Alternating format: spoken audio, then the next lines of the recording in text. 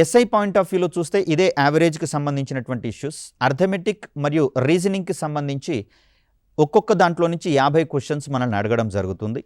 General science point of వ్యూలో 15 questions రావడం జరిగింది. యావరేజ్ అంటున్నాం కాబట్టి 1, 2 అటు ఇటుగా ఉండవచ్చు. ఓవరాల్గా ఒక 4 to 5 years question papers analysis చేసిన తర్వాత తీసుకొచ్చినటువంటి స్టాటిస్టికల్ డేటా.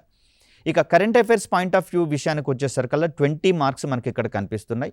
ఒకటి జాగ్రత్తగా గమనించండి, కరెంట్ అఫైర్స్ అనేది కేవలము ఆ కరెంట్ ఇష్యూస్కి రిలేటెడ్ది మాత్రమే కాదు, దీంట్లో జాగ్రఫీ, పాలిటీ, ఎకానమీలలో కూడా దాని యొక్క రిలవెన్స్ అనేది కనిపిస్తుంది.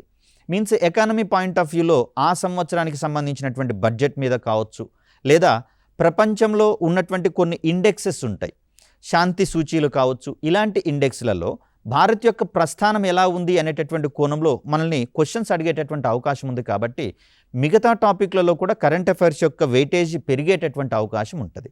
ఆ పాయింట్ ఆఫ్ వ్యూలో కరెంట్ అఫైర్స్కి మనము కీలకమైనటువంటి ప్రాధాన్యతను ఇవ్వాల్సినటువంటి అవసరం ఉంది. దీని తర్వాత ఇండియన్ హిస్టరీ పాయింట్ ఆఫ్ వ్యూలో 15 క్వశ్చన్స్ పడుతూ ఉన్నాయి. జాగ్రఫీకి సంబంధించి 10 క్వశ్చన్స్, పాలిటీకి సంబంధించి 10 క్వశ్చన్స్, ఎకానమీ 10, తెలంగాణ మూమెంట్ మరియు హిస్టరీకి సంబంధించినటువంటి టాపిక్స్లలోంచి 20 క్వశ్చన్స్ మనకు రావడం జరుగుతుంది. సో ఇలా మనకు వెయిటేజ్ కనుక వచ్చినట్లయితే ఏ టాపిక్ని కూడా వదిలేటటువంటి ప్రయత్నం చేయకండి.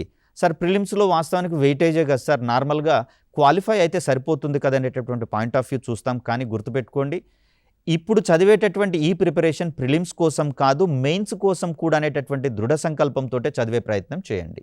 ఆ పాయింట్ ఆఫ్ వ్యూలో ఏ టాపిక్ని వదిలే ప్రయత్నం చేయవద్దు. సాధ్యమైనంతగా సిలబస్ మొత్తాన్ని కవర్ చేసుకునే ప్రయత్నం చేయండి.